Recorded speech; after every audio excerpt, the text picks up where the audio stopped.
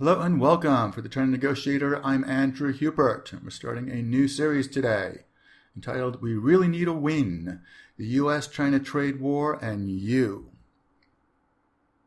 This will be a five-parter. Number one, where are we now? That's what we'll look at today. Then, off to the Battle of the BATNAs. BATNA is best alternative to no agreement, otherwise known as the no-deal option. So what is China's no-deal option? And after that, we'll look at what is the USA's no-deal option. After that, we'll take a look at the new normal. Spoiler alert, the new normal is endless low-intensity trade conflict. Part 5, Divergence. What happens when China's economy takes off in a completely different trajectory from that of the West. The takeaway, where are we now? We are in a full-on trade war that may spin out of control at any moment. The risks are real and the stakes are high, and some people just don't seem to accept this. China is really out to take over our global role in the world, and we are really using force to constrain China's growth. At least sometimes some people, and that's how we're all judging each other now, so this is the reality. The same thinking that rushed us into a trade conflict before we were ready may rush us into a weak, short-term win of a trade agreement. We've already taken our best opening shots, so it's really important that we win, but you have to understand that the real conflict is probably going to last for decades. Part 1, where are we now? Here are the table of contents. First, it's a trade war for now. Part 2, no negotiating process in any formal sense exists. And Part 3, divergence is already here. This is no time for senseless optimism. And to back me up, I point to Vice President Pence's address to the Hudson Institute on October 4th, 2018, in our national security strategy that President Trump released last December. He described a new era of great power competition, and that has been true and will continue to be true. On the Chinese side, I'm going to kick it old school, go back to 1957, Mao Zedong. As for imperialist countries, we should unite with their peoples and strive to yada, yada, yada, do business with them, prevent war, but under no circumstances should we harbor any unrealistic notions about them. So we are in a real conflict, and it's not just a little squabble. And China is getting ready to switch gears. They're firing up the propaganda machine. For now, official channels are talking about keeping global trade open and free and this being a people's war. If you want to track these channels that I'm talking about, it's People's Daily, Xinhua News Agency, Global Times. Some people call this propaganda, but it's more like just official public relations. And this isn't going to persuade anyone. But this gives you a good idea of what the government policy is. And the state media is taking a harder line, but it's still not gone crazy yet. Is it possible it will go crazy? Oh, sure. China traditionally has been pretty closed off to the rest of the world. And for the last 10 years or so, we have been seeing periodic spontaneous demonstrations against Japan a lot, and sometimes product boycotts.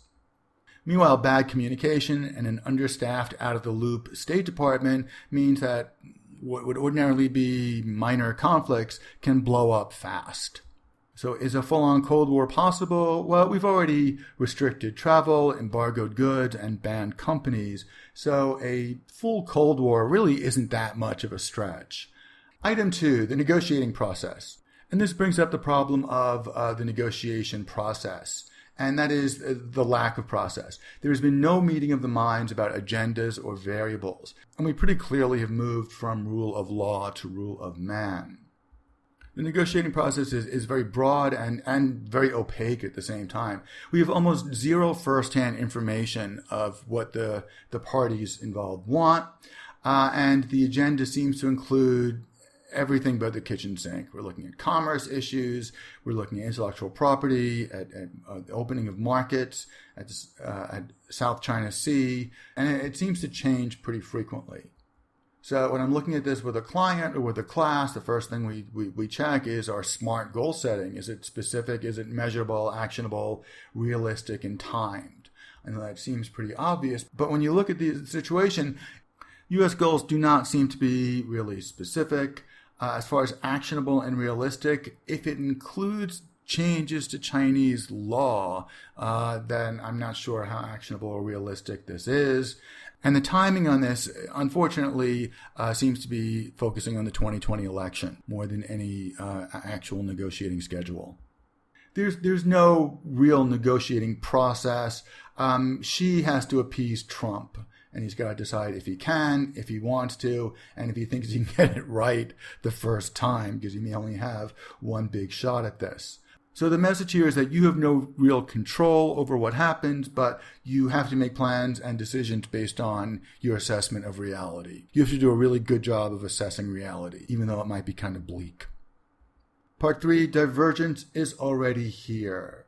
China's industrial and commercial planning have basically been following our new product development and research and development roadmap for at least 20 years or so. They've built their modern economy copying our methods and in many cases our specific product designs and functions. Yes, they have been a copycat economy. But post-divergence, we're going to be seeing new product categories and market trends. The good news, they're not going to be copying from us so much. The bad news is that we may have to copy from them because they may be developing a whole new product categories and ecosystems that we don't have a version of. And let's finish up by looking at the competition for standards.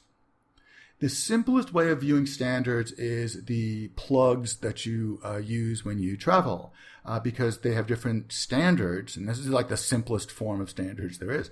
Because the physical plugs have different standards, you need adapters. Well, the same thing is true for all of the inside stuff and all of the programming whenever there is a new technology. So 5G was just the beginning, and the reason everyone's 5G can talk to each other, hopefully, is because they have the similar standard. The US and Europe control technical standards that govern how products are designed for now.